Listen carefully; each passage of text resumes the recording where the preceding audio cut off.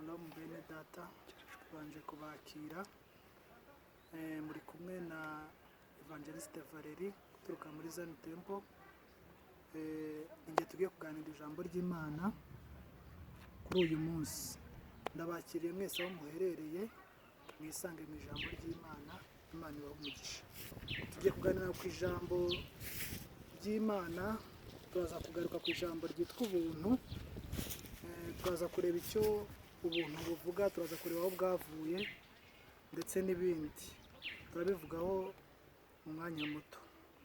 Reka dusome mu Efeso 2 ku murongo wa 8, haravuga ngo mwakishijwe n'ubuntu kubwo kwizera, ntibyavuye kuri mwe ahubwo ni impano y'Imana. Ubuntu bw'Imana twahawe nta kiguzi twatanze cyangwa se kugira ngo tubone, nta kintu bidusaba usibye kwizera.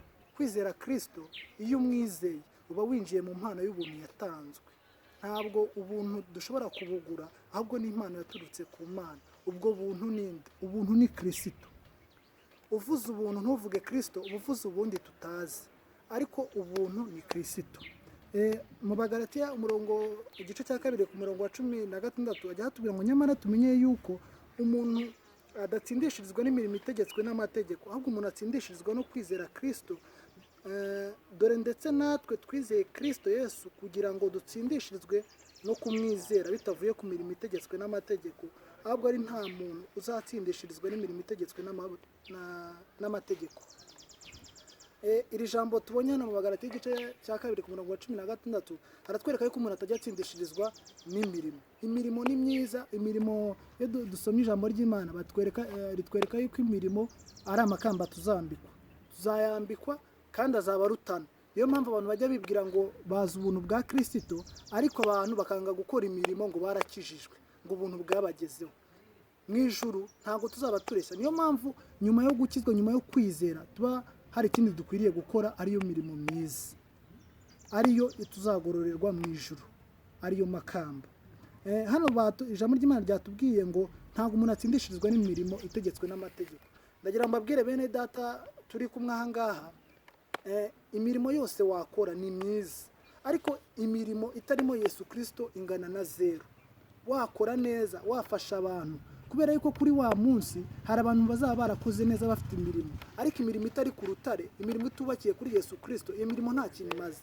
Niyo mpamvu umuntu akwiriye kubanza mbere na mbere kumenya iyo mirimo mbese ikorwa gute, ishingiye kuki. Ni nko kubaka inzu, ariko iyo nzu ukayubaka ku musenyi, iyo nzu irahitanwa. Ariko iyo ugize imirimo ukayubaka ku rutare rwa Yesu Kristo, iyo mirimo ibasha kugira umumaro. Niyo mpamvu dukwiriye gukora ariko twarizeye. Ubuntu twahawe nibwo butuma dukora. Ntabwo ubuntu, abantu benshi bajya bavuga ngo ubuntu ngo bwaragaragaye cyangwa se bwarabonetse, ntibigisha abantu gukora imirimo. Ariko imirimo dukwiriye kuyikora kugira ngo iyo mpano twahawe y'ubuntu, kuko twabisomye hano ijambo ry'Imana ratubwira ngo ntibyavuye kuri twebwe, ahubwo ni kubwo kwizera.